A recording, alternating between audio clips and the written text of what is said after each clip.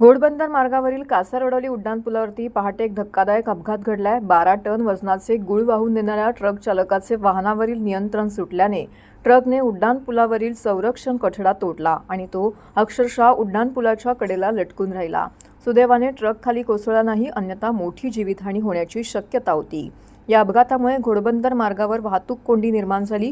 घोडबंदर मार्ग हा ठाणे आणि गुजरातला जोडणारा अत्यंत वर्दळीचा मार्ग असून या मार्गावरती दररोज हजारो जड आणि अवजड वाहनांसह मोठ्या प्रमाणामध्ये खासगी आणि सार्वजनिक वाहतूक सुरू असते। परिसरातील वाढती लोकवस्ती आणि वाहनांची संख्या लक्षात घेता या मार्गावरती नेहमीच वर्दळ असते। पुण्याहून डहाणूकडे 12 टन गूळ घेऊन जाणारा हा ट्रक पहाटे 5 वाजण्याच्या सुमारास कासारवडवली उड्डाणपुलावरती पोहोचला। याचवेळी चालकाचे वाहनावरील नियंत्रण सुटल्याने ट्रक थेट उड्डाणपुलाच्या संरक्षक कठड्यावरती आदळला। धडकेचा जोर इतका होता की कठड्याचा काही भाग तुटून ट्रकचा पुढील भाग हा उड्डाणपुलाच्या बाहेर लटकला। ट्रक अर्धवट अवस्थेत अडकून राहिल्याने काही काळ भीतीचं वातावरण निर्माण झाले। उड्डाणपुलाखाली सध्या रस्ते रुंदीकरणाचं काम सुरू आहे।